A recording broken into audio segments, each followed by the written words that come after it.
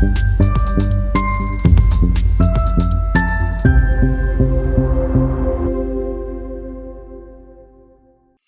if a diagnosis like a small pelvis didn't have to define your birth experience or your future options?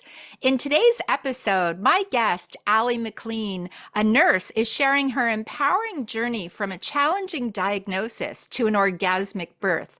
We'll dive into how birth trauma can shape your motherhood, but doesn't have to control your future, and how intentionality and brain rewiring can make space for a truly transformative birth experience.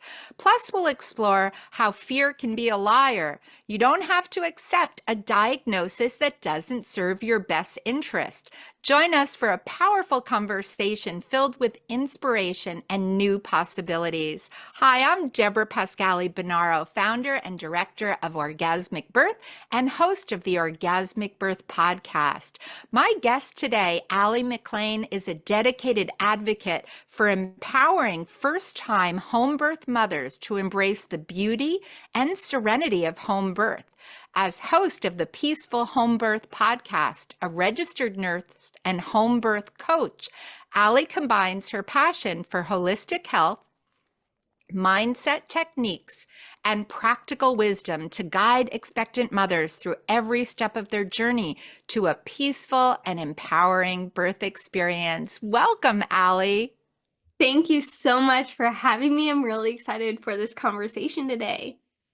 Me too, because in hearing, reading a little bit about what you've been through, I'm really honored you're here to share with everyone about your experience. I know that so much of what you're doing today comes from your journey with birth. So can you take us kind of back to that first pregnancy and what that was like and how the birth unfolded? Yeah, definitely. So I think I need to back up just even a little bit further because the reality is every decision we make comes from a place of our belief systems, right? And so our belief systems, they start when we are newly born and our neural wiring is being formed from experiences. So my experience growing up was I was in a very medicalized family, and we went to all of our appointments and we followed the doctors. We believed that everything that they said was truth and we never questioned it. And so there was a moment where I remember being in high school and realizing, wow, our body is so fascinating. I had always wanted to help people, and I remember watching ER with my dad every day. He would come home for lunch and we would watch that, and I was fascinated. And so I knew I wanted to help people heal. And the only way I knew that looked was going to nursing school. So I went to nursing school and I believed I was going to get what I needed to serve people, but I quickly started feeling really disconnected in that journey. I loved learning, but then the application that I would get by going to the hospital and serving patients there, it felt unsettling. There was something that wasn't quite in alignment with what I was needing. And especially when I would be on L&D, following a nurse, learning that process, it felt so foreign and so torturous. And I really didn't think I ever wanted kids, because why would anybody want to go through what I was supposed to be helping women through, right? Uh, I never felt like it was better for women to be there. It was just managed. And that was normal to me because, again, the only experience I had in life for my brain to accept as reality and true was the experiences that I had. And this was it. So I ended up working in family practice for a while, and that's where I first got pregnant. So, as you can imagine, with these experiences that I had, I went along with the motions, right? I went to every prenatal, I got every single test and everything they offered me, I would do, because I knew as a nurse, I cared deeply for people and I wanted them to be better. And this is what I knew was better for them. That this was the only context I had. So I deeply believed that every nurse I came in contact with, the doctor that I came in contact with, had my best in mind, and so I didn't question it. And I really, what that did was give my power away.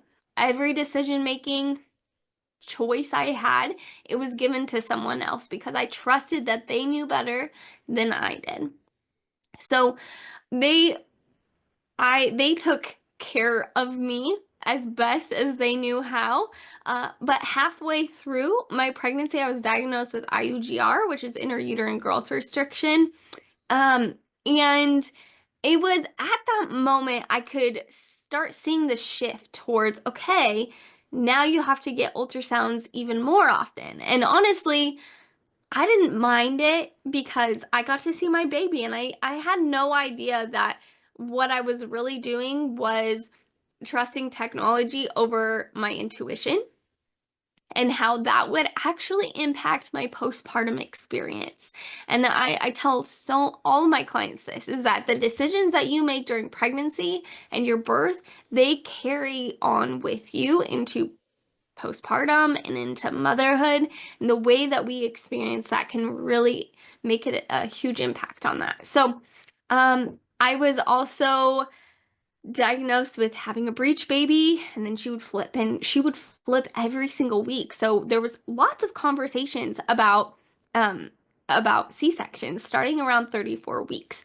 And so one week I would go in and, oh, she's head down. The next week, oh, she's feet first. So that started that conversation of C-section, and I knew that's not what I want. I don't want that. So I did all the breech things to flip her, and she ended up, I was doing flips in the pool, and she stayed head down after that around 38 weeks.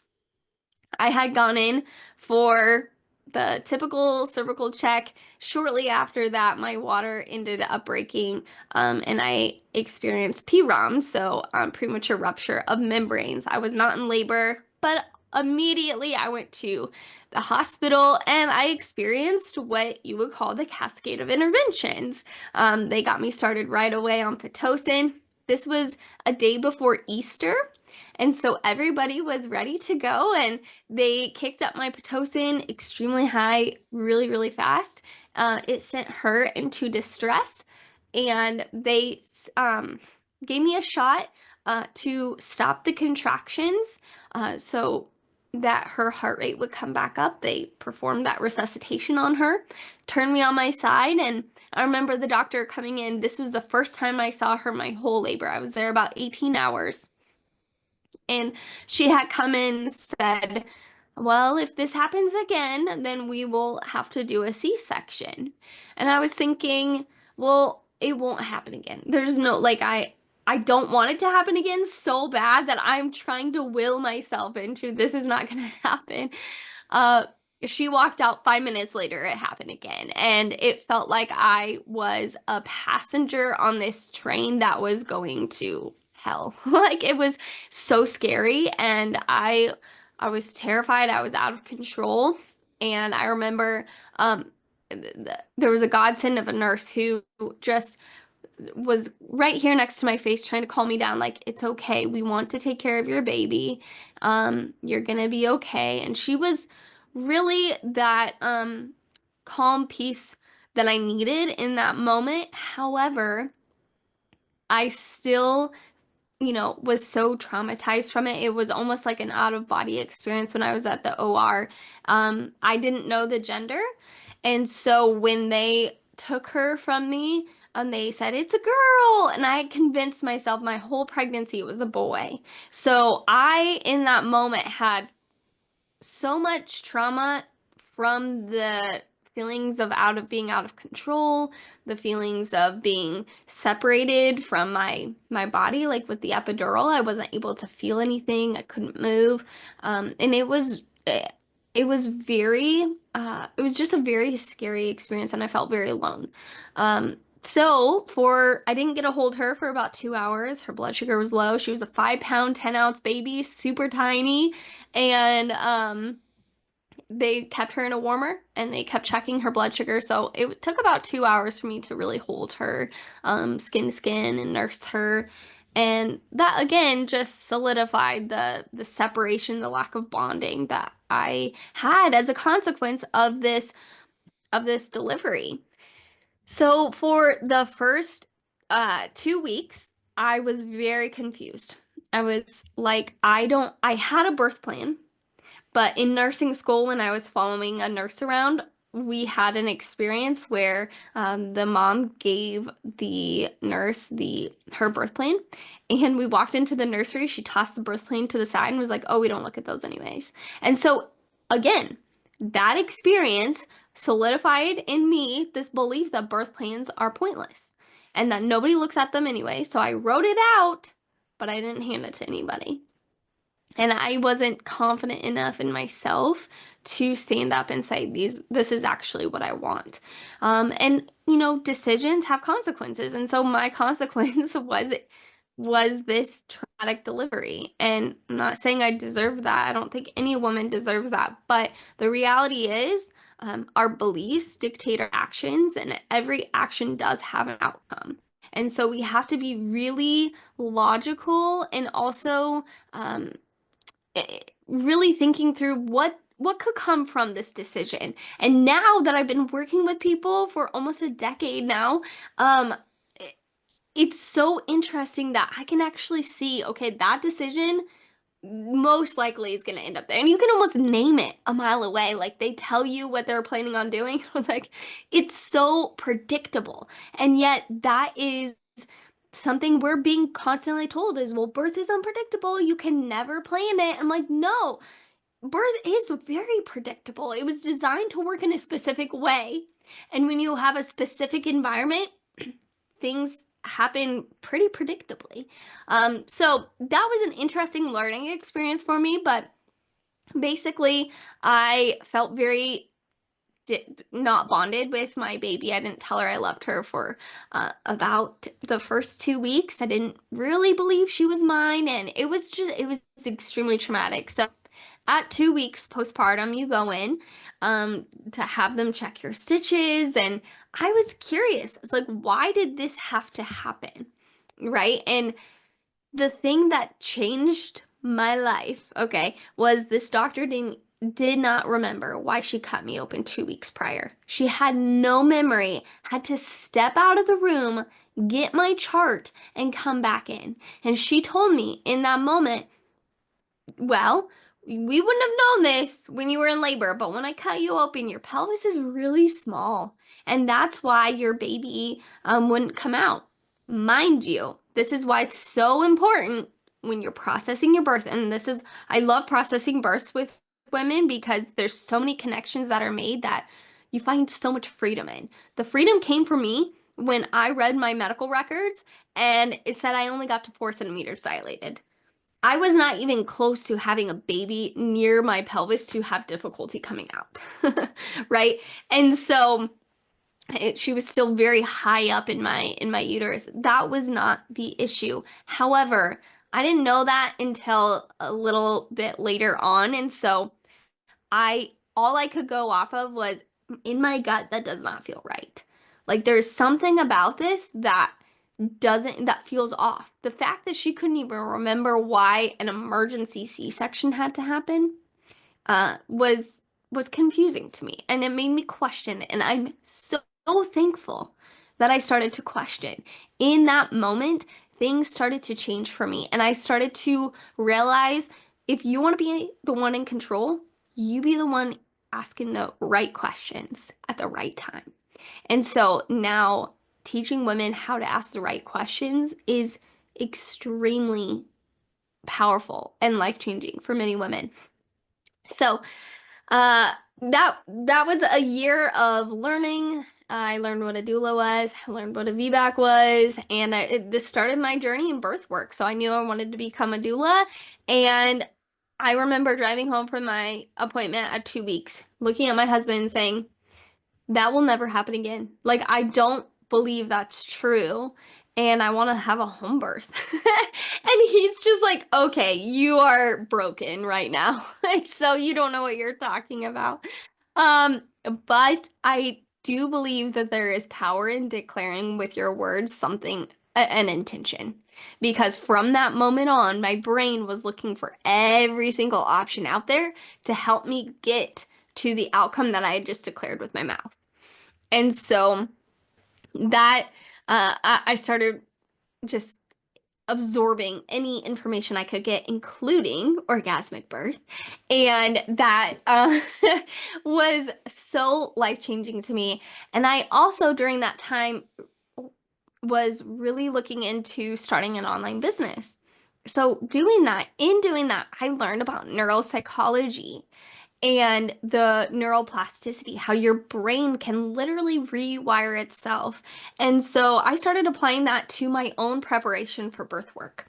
I knew that a trauma can wire your brain in a way that makes your brain feel like, okay, what is normal is what will be. And so for me, the only normal I had was this one experience. So I knew I had to do something to cut off that belief system that like this was the only way to birth, and form a new belief system that said, you know what? You are capable of having a home birth. Birth is normal. At that time, I believed that birth was something that needed to be managed, that needed to be controlled. Even hiring a midwife, I thought that she would be the one in control of the birth outcome, right? So I had so much work to do around my belief systems on birth and forming the beliefs that would help make the right actions, help me make the right decisions that would lead to the outcome that I wanted. And so there was a lot of brain priming, which is basically creating a new neural pathway, priming your brain to believe something. So I started with, affirmations every morning. I placed them everywhere.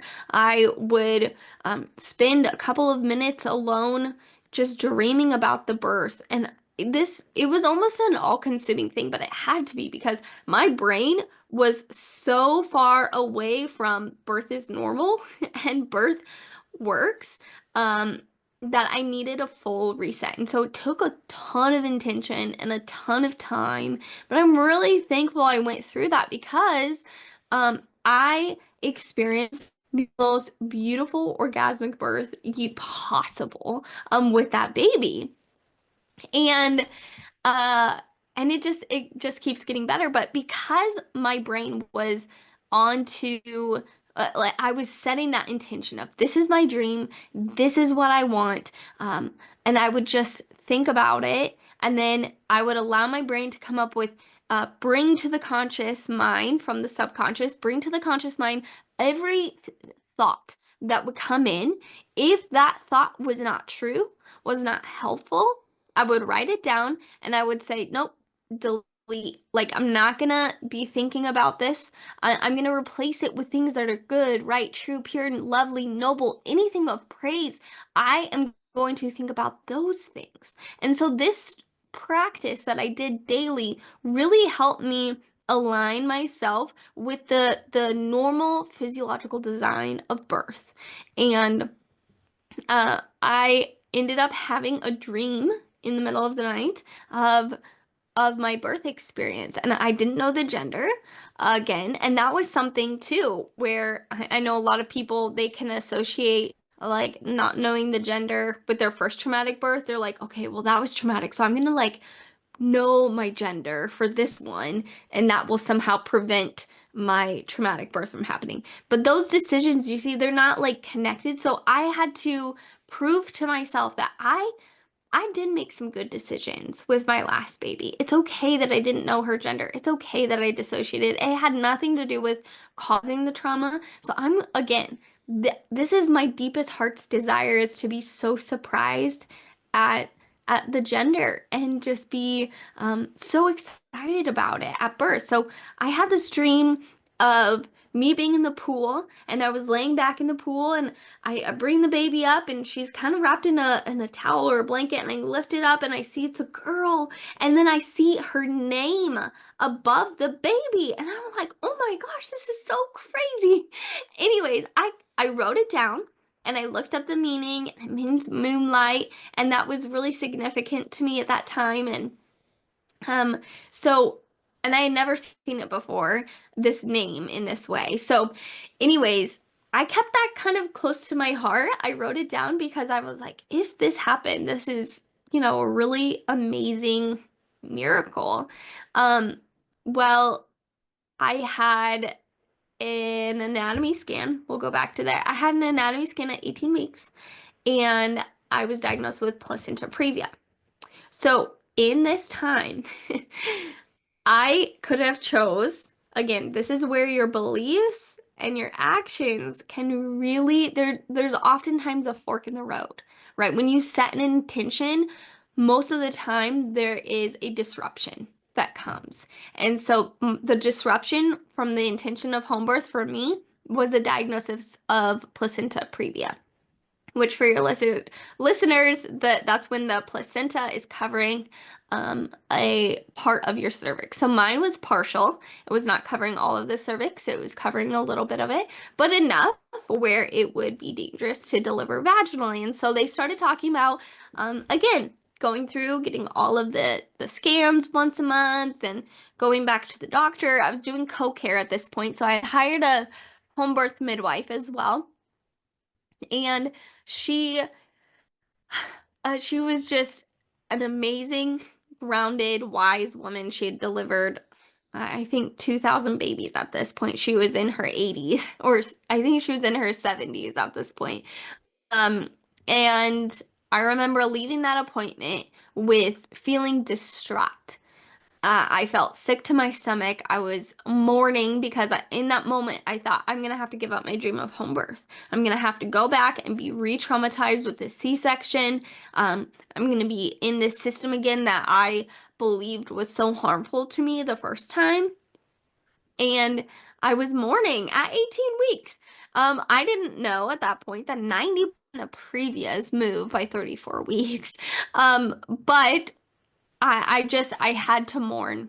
And I believe that was really one of the most healing times for me, because it was that fork in the road where I said I could just believe this diagnosis and not question, because it's a lot of work. Like, it's a lot of work to research, to question, to dive into your emotions, to come up with empowered decisions. It's not easy.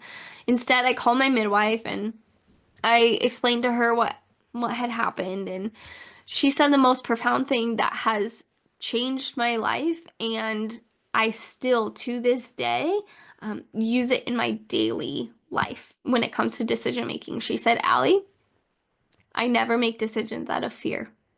And in that moment, I was like, "Oh, that is so profound."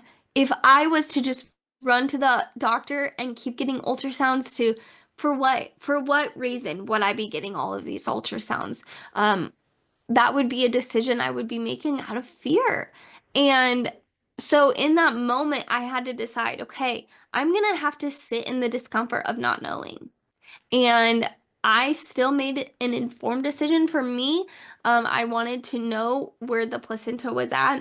So at 34 weeks, I got another scan, and it was 11 millimeters away from my cervix. Now, here's the kicker. If I would have gone to the hospital, they would have still done a C-section because it's very close to the cervix. What I did was start researching best practice for placenta previa deliveries, and I wanted to know how close can a placenta be before delivering it or before having a baby. Well, I found one study that said at 11 at 11 millimeters, there was some people who delivered vaginally.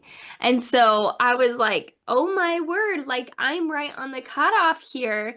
At the hospital, they want it at least 2 centimeters away. And I was much closer to that. So at that point, I had to make another decision. Okay, out of not a place of fear, but out of a sound mind.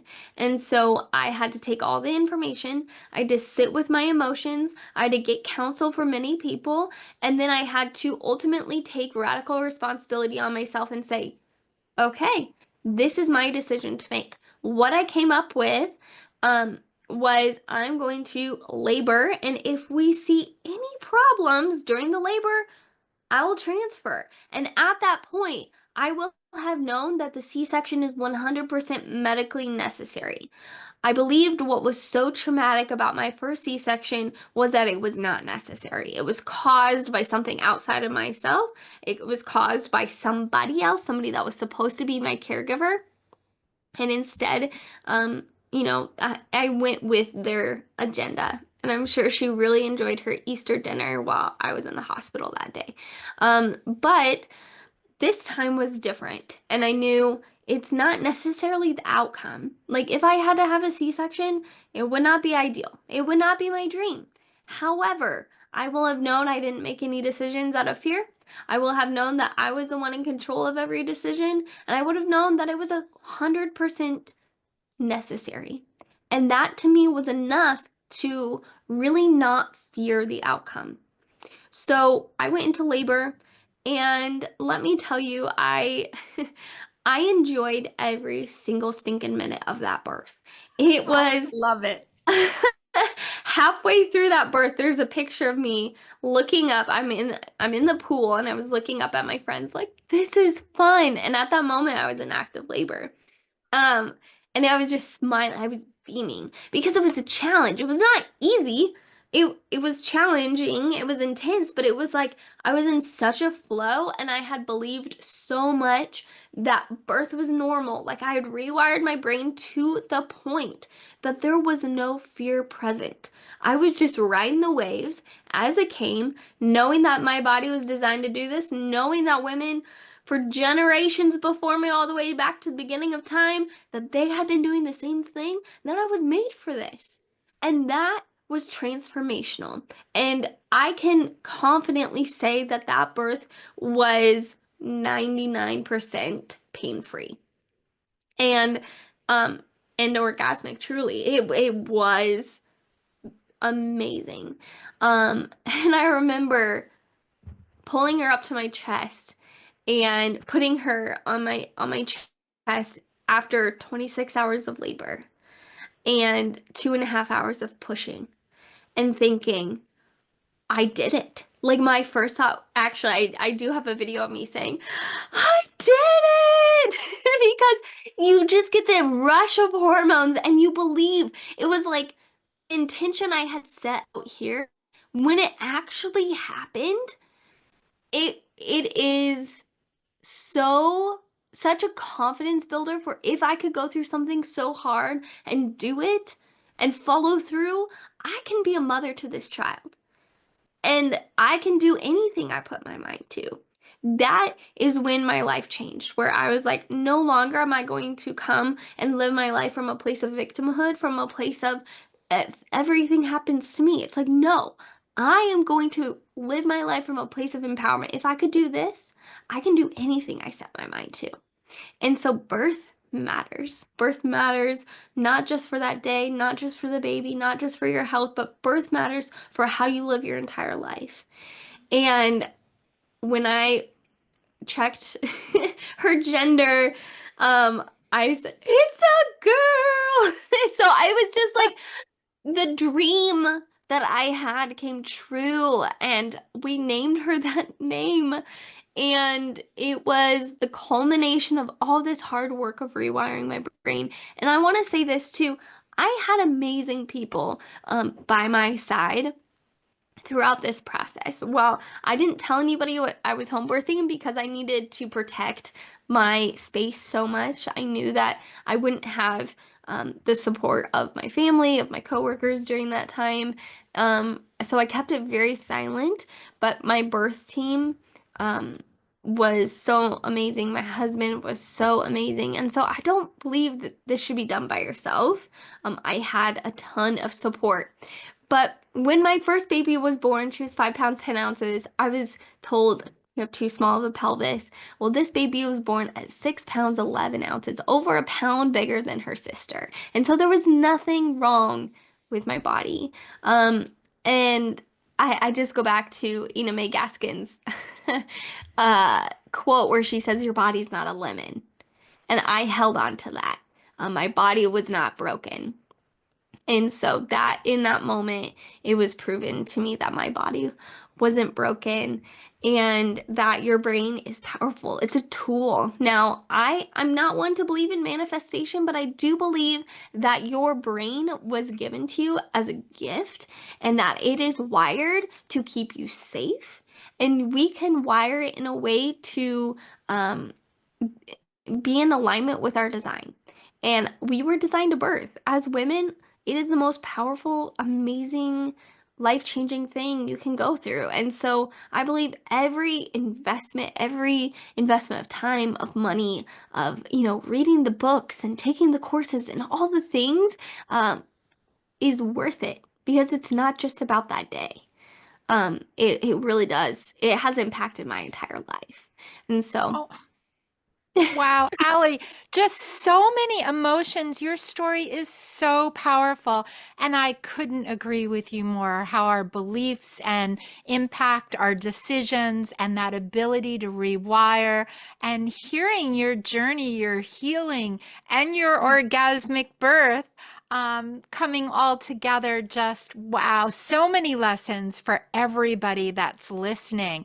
And I know for many people, they'd love to hear how they can work with you, what you offer, how they can follow you on social. Can you share a yeah. bit? Yes, thank you. Yeah, you can follow me on Instagram at Peaceful Homebirth. You can also find my podcast, The Peaceful Homebirth, on Apple, Spotify. I would love to have you there. You can also download my free starter guide. And there's an option to add on a consultation call with me to answer all your home birth questions. Maybe you want to even know, like, is home birth for me?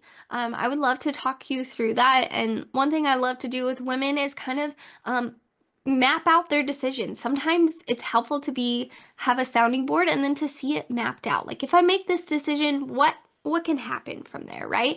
So if you want to check out that, I know you'll put it in the description and would love to connect with you there. I also have a free download if you do know that home birth is something you want to look into. I have a free essentials guide for everything you need at a home birth. Now, it doesn't have to be as complicated, but I've added in some pro tips from being a doula and supporting lots of home births.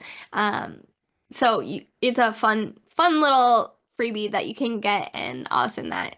Oh, I'll put that in description as well. Thank you so much, Aly. All really valuable to all our listeners, right? I always wish everybody could check out home birth and check out birth center and hospital, really know your options. So Mhm. your offerings are so valuable. I like the idea of mapping as well. Great. Great offering. So, again, thank you so much for joining us, Aly. Thank you for all our listeners for being with us today and taking us along wherever you are. We always love your feedback. I hope that you'll tag us, share your comments, your questions, your thoughts. And we always appreciate it if you rate and review the podcast. Share this episode with a friend that needs to hear this as well. And join us next week on the next episode of the Orgasmic Birth Podcast. Thank you.